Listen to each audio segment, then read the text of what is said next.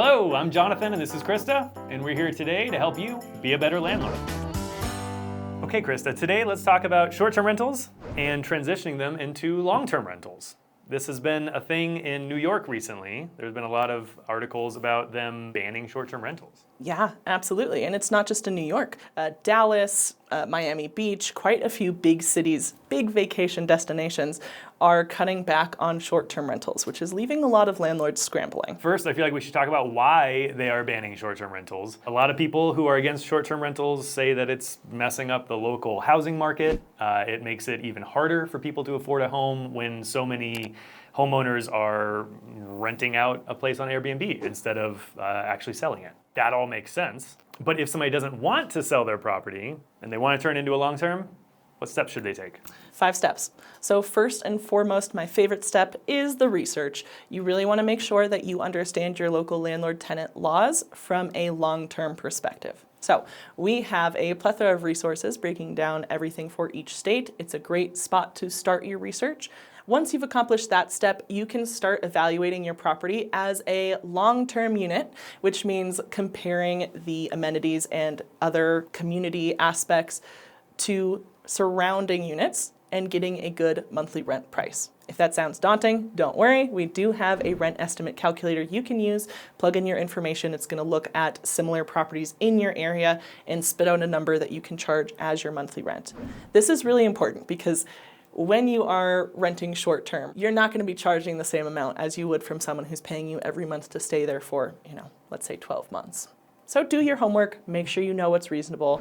Another tool that we have on our website is the rental property calculator, which makes it easy for you to plug in all of your costs, especially if you have a New York City unit. I imagine there's probably an HOA fee. This will account for that. It will account for property manager fees. You can plug everything in there and figure out, is this going to be profitable as a long-term rental? Yeah, absolutely. And really take a look because sometimes there are units in vacation markets that do really well as a short term, don't do as well as a long term. So understand the options available to you so you can make sense of the cash flow you can expect moving forward.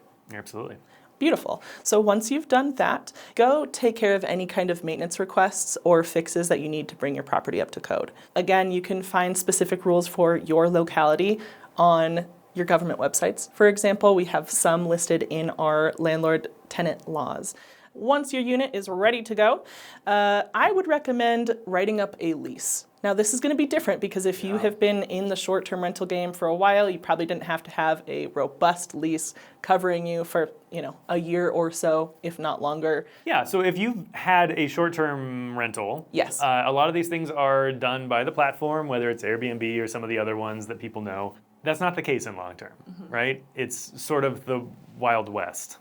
Yes, that's why it's really important to find a lease agreement that makes sense for you, that's state-specific and has all of the required disclosures. Luckily, TurboTenant does offer such a lease building wizard, so I would highly recommend signing up for free. You can go through and then decide if you want to purchase a lease agreement a la carte, maybe you just need one, or you can look into premium, which gives you unlimited lease agreements that you can then customize to meet your needs specifically. You can bulk them up with whatever tickles your fancy. If you want to put in rules about the HOA, if you want to specify cleaning and maintenance requirements, like having someone take out the trash once a week, you are entitled to do that. Put that in the terms. Your tenant will sign off on it. When you have one, you'll sign off on it. You'll be good to go. Excellent.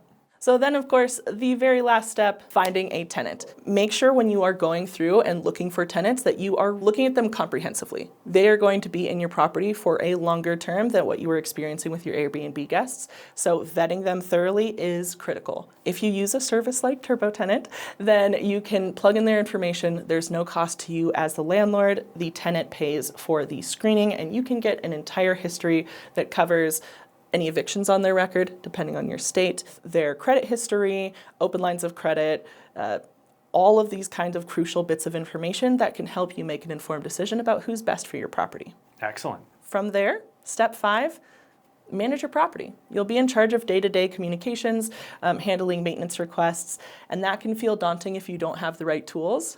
But luckily, TurboTenant was built for every phase of a landlord's journey, so use us and you can have a full suite of resources at your disposal for whatever comes up. You can message your tenants directly through our app, keep everything really organized. Upload your documentation. Always have documentation. That is something critical for all landlords, but especially when you are long-term. And otherwise, find free resources like our YouTube channel and blogs, where you can learn more about being a better landlord on a regular basis. What are the pros of a long-term versus that short-term? So in terms of silver linings here, luckily they abound. One, when you have a long-term rental, you are getting income steadily. So every month you are getting the same amount and you know what to expect. It should move really fluidly, especially if you're collecting rent online. Your tenants can even set up auto pay. They don't have to think about it. You don't have to think about it. Good to go. That's particularly important for those folks who maybe have experienced sporadic payments.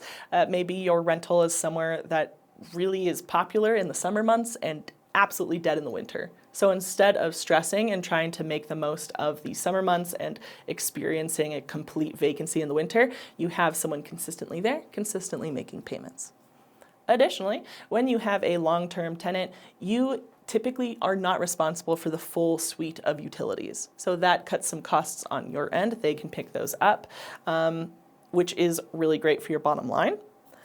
In that same kind of realm, there is less upkeep when you have a long-term rental versus a short-term rental. So no longer do you have to go in after every stay and replenish the shampoo bottles that people steal or make sure that they haven't taken all of your towels. You also don't have to furnish the unit, which means that you don't have to worry when someone breaks a bed. Yeah, and the point is so many people who do Airbnbs or whatever platform they're using complain about the cleaning because most people stay 3 nights on average. And so in between each of those people, that's a lot of cleaning. Mm-hmm. Whether it's you or you're hiring cleaners, a long term, you don't have to clean as much. Yeah, absolutely. And what's nice is, you don't have to worry about the logistics of somebody trying to find your unit, get into the unit, deal with your cleaners. Like, you have an established relationship with your long-term tenant. You don't have to worry about the tenant who's just flown into town, finding your lockbox, getting into the unit, feeling safe and secure. You can instead just feel peaceful and well-rested knowing that your tenant has everything they need to take care of their day-to-day, and you're really there only for emergencies. Okay, Krista, well, thank you for breaking it down for us. If you are in New York City and your short term is no longer able to be rented out as a short term, or if you're anywhere else, if you've turned your short-term rental into a long-term rental, we'd love to hear about it. Leave us a comment below, and please subscribe for more videos like this.